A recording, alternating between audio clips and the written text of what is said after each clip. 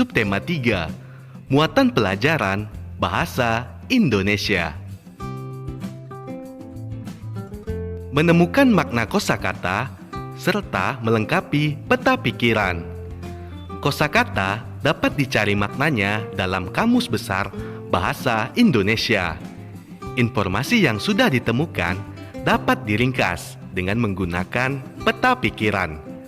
Peta pikiran dapat disajikan dengan cara yang kreatif dan menarik.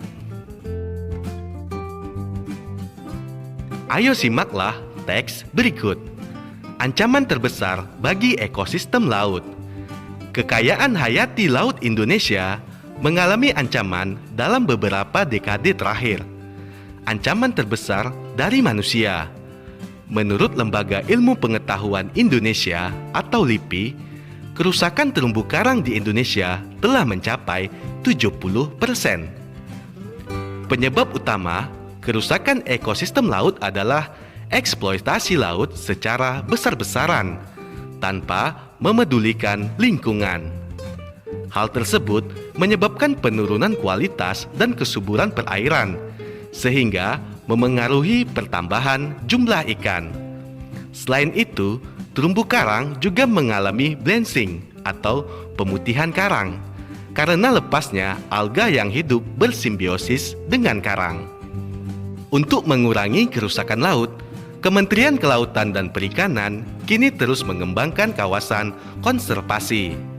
Untuk mengoptimalkan upaya konservasi ini, pemerintah menerapkan rencana baru, yaitu konservasi yang tidak hanya melindungi lingkungan, tetapi juga memberi kesejahteraan kepada masyarakat.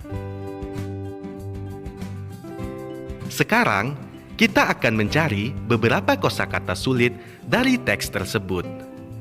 Kamu bisa mencari makna dari kosakata itu dengan menggunakan Kamus Besar Bahasa Indonesia.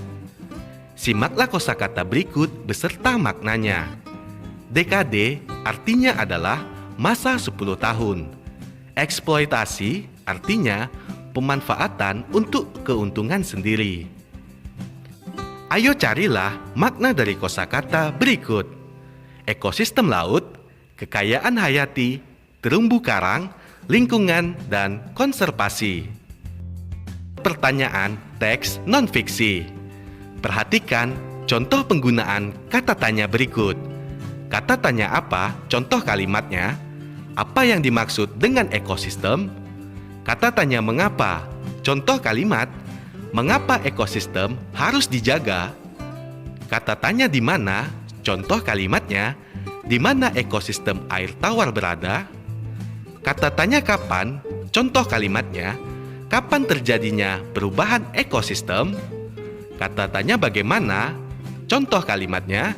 Bagaimana terjadinya perubahan ekosistem? Dan kata tanya siapa? Contoh kalimatnya. Siapa yang bertanggung jawab menjaga keseimbangan ekosistem? Menyimpulkan informasi dari teks non-fiksi. Menyimpulkan berarti menyaringkan informasi berdasarkan apa yang telah diuraikan.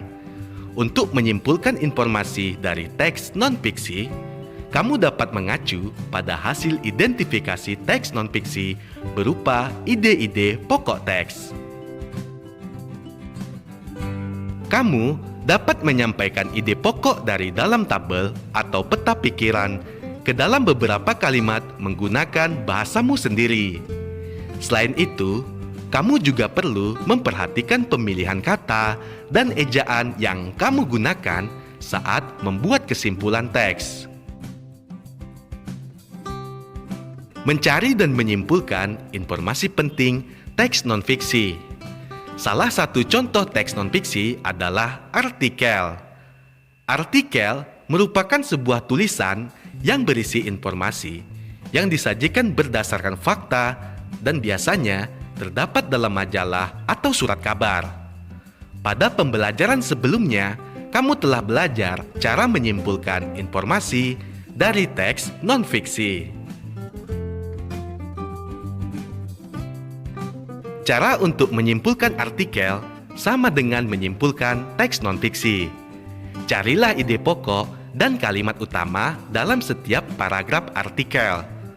Selanjutnya, buatlah kesimpulan yang mencangkup semua informasi penting dalam artikel dengan bahasamu sendiri. Membuat peta pikiran. Langkah-langkah membuat peta pikiran yaitu: langkah yang pertama, tuliskan ide pokok dari setiap paragraf. Selanjutnya, temukan kata kunci pada setiap paragraf.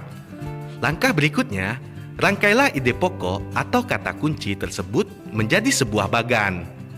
Langkah berikutnya, catatlah informasi-informasi penting dari teks. Ayo perhatikan contoh peta pikiran berikut. Kamu bisa membuat peta pikiran seperti contoh pada gambar.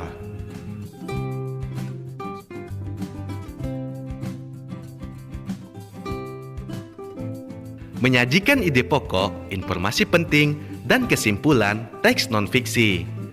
Untuk menentukan ide pokok dan informasi penting teks non-fiksi, kamu perlu membaca dengan saksama. Lalu, mencatat kata-kata kunci yang terdapat dalam setiap paragraf. Setelah itu, menjawab pertanyaan-pertanyaan yang diberikan. Untuk membuat kesimpulan, kamu dapat mengacu pada hasil identifikasi teks berupa ide-ide pokok dan kalimat utama dari setiap paragraf teks. Kamu dapat merangkai kesimpulan yang mencangkup semua informasi tersebut menggunakan bahasamu sendiri.